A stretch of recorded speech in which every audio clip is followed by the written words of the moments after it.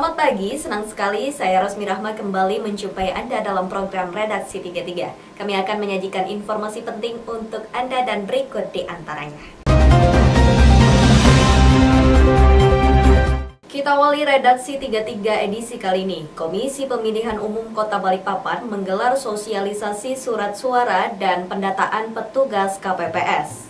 Bertempat di ballroom salah satu hotel di Jalan Eri Suparjan, Balikpapan Kota, Komisi Pemilihan Umum Kota Balikpapan menggelar sosialisasi surat suara dan pengecekan kesiapan anggota KPPS di setiap kelurahan. Dalam sosialisasi surat suara dan kesiapan petugas KPPS dihadiri oleh Ketua PPK, dalam hal ini sejumlah petugas KPPS masih belum mencapai target lantaran terhalang oleh batasan umur dan harus mengikuti tes cepat atau rapid test. Hal inilah yang membuat sejumlah PPK belum bisa memenuhi petugas KPPS di setiap TPS hingga batas akhir pendaftaran, sehingga KPU memperpanjang masa waktu pendaftaran untuk petugas KPPS. Ya, nah masalahnya adalah ada beberapa TPS seperti di Kelurahan Perapatan di Gunung Dub itu, di mana ada 7 TPS itu memang rata-rata warganya di sana itu rata-rata berusia di atas 50. Nah ini kan nanti akan kita jadikan solusi karena itu masuk komplek Pertamina. Kita akan koordinasikan nanti bagaimana jalan keluarnya karena KPU mempunyai solusi sesungguhnya dalam hal tidak terpenuhi jumlah KPPS di satu tempat. KPU bisa bekerjasama dengan lembaga pendidikan atau lembaga profesi. Nah yang jadi masalah ketika kita bekerjasama dengan lembaga pendidikan atau lembaga profesi, ini mekanismenya masuk di komplek itu bagaimana? Bisa diterima atau enggak? Ya kan? Karena di sana protokol COVID-nya ketat sekali. Keluar masuk warganya itu gitu. Dengan perpanjangan pendaftaran KPPS KPU Kota Balikpapan, optimis petugas KPPS di semua kelurahan akan bisa terpenuhi. Dari Balikpapan, Muhammad Idris, tim Kaltim TV. Mari kita memerangi virus corona dengan mematuhi imbauan pemerintah, stay at home.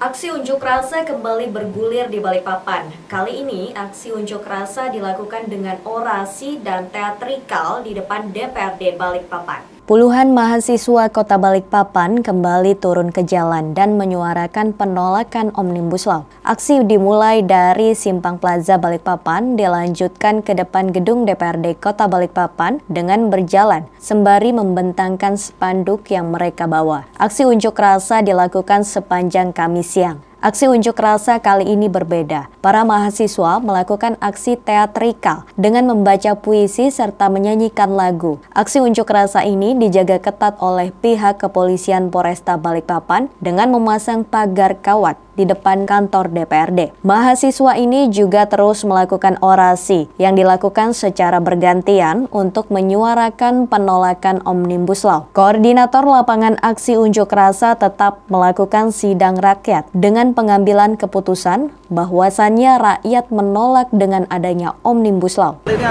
dikit-dikitnya apa dia mau Kalau hari ini kita tetap ingin mengadakan sidang rakyat yang mana itu sebagai pengambilan keputusan bahwasannya rakyat ini menolak adanya Omnibus Law. Sidang rakyat ini apa? Seperti apa nanti sidang rakyat itu? Hah? Seperti apa nanti sidang rakyat? Sidang rakyat ini seperti pada sidang pada umumnya, tapi ini lebih ke apa ya? Ini pokoknya rundown-nya seperti pembacaan narasi dari perwakilan mahasiswa dan lain-lain. Baru kita tetapkan keputusannya bahwasannya rakyat ini menolak. Ini berbentuk teatrikal lah? Hah? Ada teatrikal? Ya, berbentuk teatrikal juga. Usai melakukan orasi dan teatrikal sebelum membubarkan diri, para mahasiswa menggalang bantuan untuk perbaikan pagar masjid yang rusak akibat unjuk rasa yang dilakukan selama 2 hari lalu. Dari Balikpapan, Muhammad Idris, tim Kaltim TV.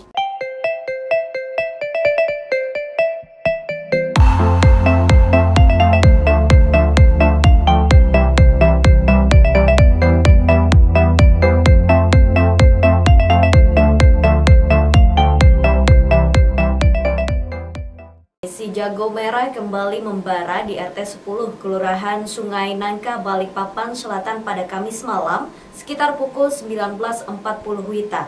7 bangunan rumah ludes terlalap api. Berikut informasinya. Seperti inilah kondisi kebakaran di RT 10 Kelurahan Sungai Nangka pada Kamis malam. Api dengan cepat melalap bangunan di sekitarnya lantaran rata-rata bangunan terbuat dari kayu. Ketua RT 10 Kelurahan Sungai Nangka Zainal mengatakan, api tiba-tiba telah membesar di salah satu rumah yang terbakar. Dirinya tak mengetahui pasti asal-muasal api, sedikitnya 3 rumah warga dilalap dan 4 bangunan ruko rata dengan tanah. Kebakaran yang terjadi membuat 8 kepala keluarga dan 18 jiwa harus kehilangan tempat tinggal. Penjual nasi goreng, sama apa namanya tuh? Sembako. Sama yang buka-buka HP itu. Penjual ya, yang penjual toko jualan itu. Ada juga tuh berhenti sama yang penjual nasi goreng. Ada orangnya semua Pak ya? Ada. Sementara itu, salah satu korban kebakaran, Dedi mengatakan saat itu neneknya baru saja pulang dari rumahnya. Tiba-tiba dirinya ditelepon neneknya yang mendapati rumahnya terbakar. Sontak Dedi pun berlari ke arah atas rumahnya namun naas. Tak satu pun barang-barang di rumah neneknya dapat diselamatkan. Apa masa kebakaran? Kejadiannya sekitar jam setengah 8. Setengah 8-an ya? Setengah 8-an. Tiba-tiba api itu sudah besar. Udah besar gitu sudah aja? Besar banget. Kita tahu itu dari rumah mana. Tiba-tiba menjalar langsung semua gitu. Langsung ke depan itu? Depan sama belakang. Oh iya. Habis. Jadi kita belum monitor pasti. Nanti kita masih menggali informasi dari masyarakat sama pihak berwajib yang akan menentukannya. Dugaan sementara apa Pak? Kendala-kendala yang ada ya saat ini tadi kita dapat informasi karena mungkin lokasi belum dipastikan di mana. Listrik masih hidup, jadi listriknya masih hidup. Api baru dapat dikuasai setelah 1 jam 30 menit dilakukan pemadaman. Timnya sempat mendapat kendala, di mana aliran listrik di sekitar saat itu belum dipadamkan, sehingga proses pemadaman sempat terhenti. Sedikitnya 8 unit mobil pemadam dikerahkan dan dibantu 2 unit water cannon Brimopolda Kaltim hingga api pun dapat dikuasai. Tidak ada korban jiwa dalam peristiwa tersebut. Dari Balikpapan, Muhammad Idris, tim Kaltim TV.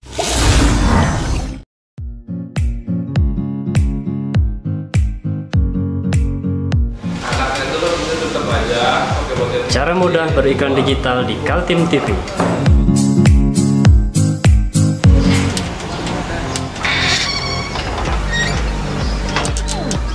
Yang pertama, jadilah sahabat Kaltim TV.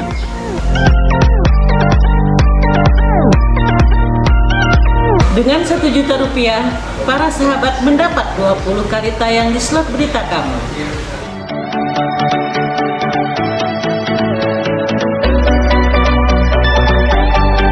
Dengan 20 detik dapat menjangkau 20.000 penonton. Anda beruntung karena mendapat kesempatan perdana dari kami. Ayo jadilah sahabat Kaltim TV. Usulan pemerintah Provinsi Kaltim mengenai APBD tahun 2021 sebesar 9,02 triliun ternyata belum jelas perhitungannya.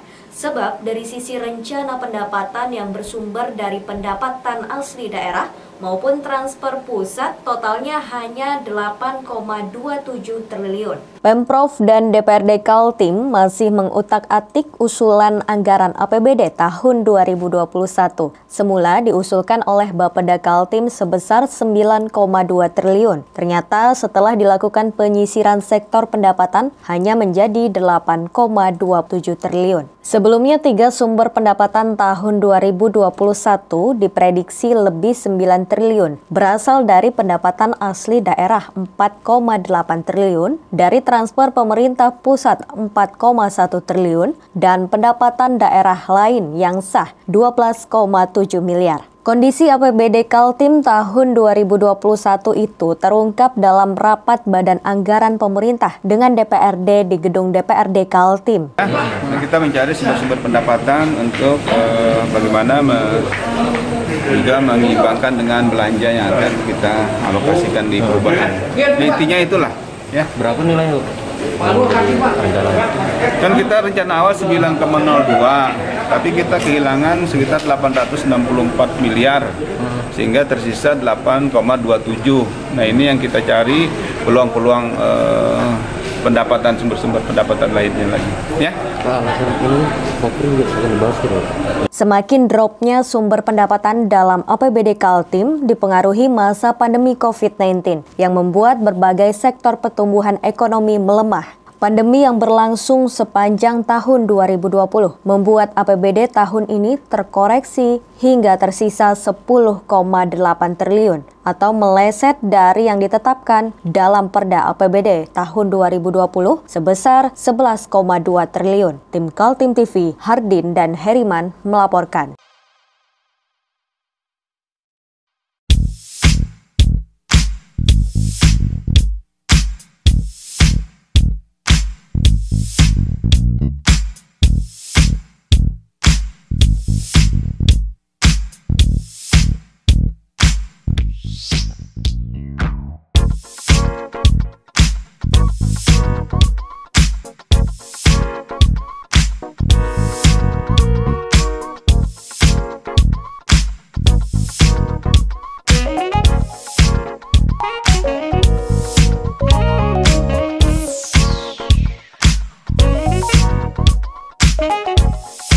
Upaya menekan laju penularan virus corona terus dilakukan Gubernur bersama jajaran TNI dan Polri. Selain melakukan operasi justisi untuk meningkatkan disiplin masyarakat dalam menggunakan masker di tempat kerumunan seperti pasar dan pengguna jalan, gerakan pendisiplinan juga dilakukan di kampung-kampung dengan melibatkan semua unsur aparat kecamatan dan kelurahan. Inilah data pandemi COVID-19 di Kalimantan Timur pada 14 Oktober 2020. Terjadi penambahan pasien positif baru sebanyak 210 orang. Namun pasien yang sembuh juga cukup besar, mencapai 271 orang. Sementara yang meninggal dunia pada hari yang sama ada 5 orang. Pergerakan angka pasien positif itu tergolong sangat cepat. Namun, menurut Ketua Satgas Penanganan COVID-19 Kaltim Isranur, sudah mulai terjadi pelandaian baik dari jumlah positif baru maupun yang meninggal dunia. Bagus, jadi sekarang ada ini 2-3 hari terakhir sudah menurun. Jadi, karena gara-gara kalian itu juga. Kalau kalian ini kurang nyampaikan informasi, masyarakatnya banyak nggak tahu kan, gimana menjaga jarak, gimana menjaga kebersihan, gimana memakai masker, dari yang ngumpul-ngumpul. Konsentrasi menekan penularan virus melibatkan unsur TNI dan Polda. Menurut Pangdam 6 Mulawarman, Majen TNI Heri Wiranto harus dibarengi dengan usaha semua pihak. Itu sebabnya dalam beberapa hari terakhir dilakukan koordinasi antara pemerintah, TNI, dan Polri untuk menetapkan strategi penanganan virus corona yang penyebarannya menimbulkan keresahan masyarakat. Tadi Pak Gubernur sudah menjabarkan semuanya. Hari ini kita memang maraton. Pagi hari kita melaksanakan kegiatan dalam rangka melanjutkan aksi ini sebenarnya. Jadi aksi-aksi sebelumnya dijalankan. Kita melanjutkan aksi setelah rapat Forkompinda, kita mengevaluasi tentang perkembangan COVID-19 di wilayah Kalimantan Timur. Selanjutnya sekarang kita mengambil langkah-langkah. Hari-hari kemarin lakukan kegiatan patroli, mengajak masyarakat, justisi dengan Polri. Dan ini semua adalah kerja kita bersama. TNI, Polri, pemerintah daerah, BNPB, dan seluruh unsur komponen masyarakat. Nah, oleh karenanya untuk memasifkan kegiatan, hari ini kita lanjutkan juga kegiatan berupa melanjutkan strategi dalam rangka penanggulangan COVID. Yang pertama, kita berupaya untuk mengajak masyarakat merubah perilaku, ini yang pertama. Dan yang kedua, tadi Pak Gubernur juga sampaikan, menurunkan angka positif COVID. Karena beberapa hari ini terjadi penurunan yang cukup lumayan. Di Kalimantan Timur, kumulatif jumlah warga terinfeksi virus mencapai 11.047 orang, dengan tingkat kesembuhan sebanyak 7.926 orang. Jumlah pasien positif meninggal dunia 424 orang dan saat ini yang masih dalam perawatan isolasi mencapai 2.697 pasien. Tim Kaltim TV melaporkan.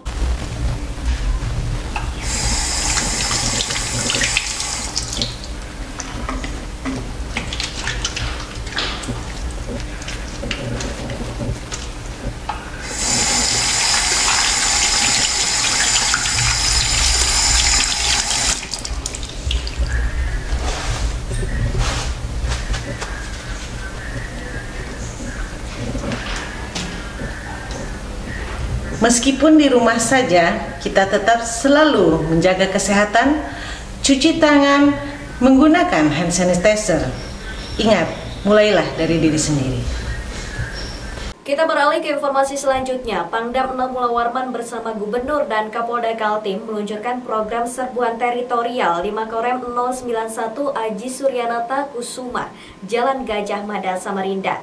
Berbarengan dengan itu diluncurkan juga aplikasi sistem pelaporan COVID-19 berbasis web dan mobile. Banyak yang bertanya-tanya apa maksud dari program serbuan teritorial yang diluncurkan Kodam 6 Tanjung Pura secara serentak di seluruh Kaltim. Ternyata maksud dari program itu adalah gerakan perubahan perilaku yang akrab disebut New Normal akibat dari pandemi COVID-19 yang sedang terjadi. Pencanangan program disosialisasikan langsung oleh Pangdam 6 Mula Warman, Majen TNI Heri Wiranto, Gubernur Kaltim Isra Nur, Ketua DPRD Kaltim Makmur HPK, dan Kapolda Kaltim Irjen Pol Heri Rudolf Naha. Aksi ini sebenarnya aksi bersama ini, Pak Gubernur, kita semua, saya sudah koordinasi dari awal kita, terus kita laksanakan, kebetulan kita laksanakan di Makorem ini. Makanya kita sebut kegiatannya serbuan teritorial. Kita menyerbu dengan cara-cara kita dalam rangka mendukung penanggulangan COVID-19. Maknanya tentu kita harus membangun keterpaduan bersama. Saya katakan sering sinergitas tanpa batas. Enggak mengenal dalam rangka untuk menghadapi setiap permasalahan di wilayah. Kali ini kita menghadapi COVID-19 harus bersatu. Tidak bisa kita sendiri. TNI nggak bisa sendiri, Pak Gubernur juga nggak bisa sendiri, Polri juga nggak bisa. Kita harus sama-sama. Itu yang pertama yang kita laksanakan. Selain mengajak masyarakat mengubah perilaku dalam melawan COVID-19, pada acara serempak sekaltim itu juga dibagikan 15.000 paket sembako dan 100.000 masker. Kemudian diluncurkan pula aplikasi sistem pelaporan terpadu atau Combined Reporting System berbasis web dan mobile. Aplikasi itu sebagai upaya pendisiplinan protokol kesehatan oleh jajaran Kodam 6 Mula Warman. Ada namanya aplikasi monitoring perubahan perilaku. Di sini nanti para petugas COVID itu akan memfoto, melihat apabila ada pelanggaran-pelanggaran protokol kesehatan. Jadi semua akan lihat bagaimana kepatuhan masyarakat terhadap COVID. Oh, contohnya misalnya di Samarinda memang dinilai saat ini perlu lagi disosialisasikan lagi, perlu disadarkan lagi agar masyarakat mau pakai masker, mau mencuci tangan dan mau menghindari kerumunan. Tim Kaltim TV, Hardin melaporkan.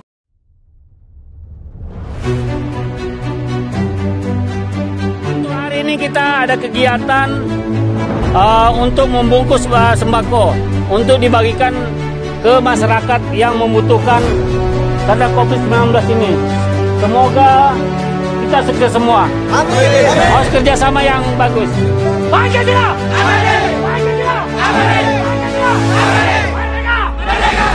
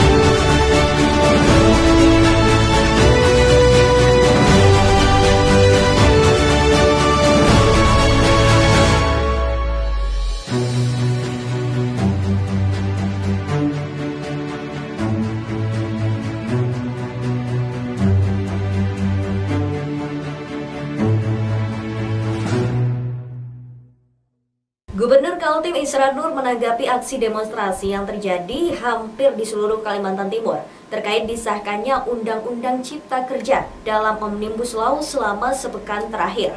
Demonstrasi itu menurutnya bagus sebagai kontribusi bagi pembangunan. Setelah sepekan masyarakat Kalimantan Timur disuguhkan aksi unjuk rasa berbagai komponen masyarakat yang menolak disahkannya Undang-Undang Omnibus Law oleh DPR RI. Situasi kembali terkendali dan berjalan normal. Gubernur Kaltim Isra Nur menanggapi situasi yang terjadi dalam batas kewajaran. Padahal sebelumnya aksi unjuk rasa menyebabkan nyaris bentrokan antara para demonstran dengan aparat kepolisian yang berjaga-jaga mengamankan. Polisi sampai menyemprotkan bom air dari water cannon serta menembakkan gas air mata untuk membubarkan. Massa juga bergerak ke kantor polisi untuk meminta rekan-rekan mereka yang ditangkap untuk dilepaskan. Bahkan terjadi benturan antara pengunjuk rasa yang sebagian besar dari kalangan mahasiswa dengan petugas kepolisian. Undang-undang Cipta Kerja ini kalau kita perhatikan sepintas udah sangat bagus. Saya ini kan susah juga ngomong ya, karena nggak sekolah, jadi kalau namanya sekolah itu jadinya begitu. Tapi saya sangat menghormati, menghargai apa yang disampaikan oleh para pimpinan negara, para pimpinan DPR dan seluruh anggota, dan juga menghargai, menghormati kepada masyarakat yang dengan tanda petik ingin mendapatkan penjelasan melalui unjuk rasa. Alhamdulillah unjuk rasa di Indonesia, termasuk di Samarinda ini sangat bagus, terhormat, nggak ada ngerusak-ngerusak, tertib, bahkan mereka taat-taat di agama, salat asar di halaman kantor DPRD, bagus. Jadi itu baguslah, menunjukkan sebuah etikat baik dan ingin membantu negara. Pandangan Gubernur Isran Nur, Undang-Undang Omnibus Law sudah bagus karena menggabungkan semua aturan yang dulu menyulitkan warga yang ingin berusaha. Namun dia juga memuji aksi unjuk rasa mahasiswa karena merupakan bagian partisipasi menyalurkan aspirasi untuk pembangunan. Persoalan perizinan, persoalan birokrasi dan undang-undang yang ketika lagi kembali berkembang tinggi ini perlu disinkronisasikan di dalam undang-undang Omnibus Law. Bagus. Jadi setelah disahkan oleh DPR RI tanggal 5 Oktober lalu, kemudian akan disampaikan kepada pemerintah, Presiden menyiapkan untuk tanda tangan pengundangannya sebagai kepala negara. Tim Kaltim TV, Hardin melaporkan.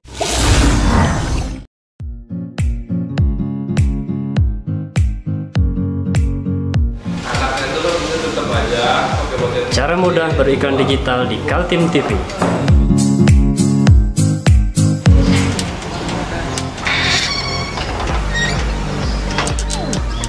Yang pertama, jadilah sahabat Kaltim TV.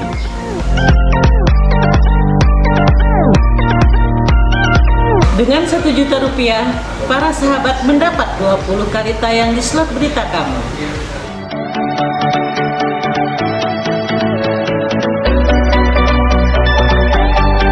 Dengan 20 detik dapat menjangkau 20.000 penonton. Anda beruntung karena mendapat kesempatan perdana dari kami. Ayo jadilah sahabat Kaltim TV.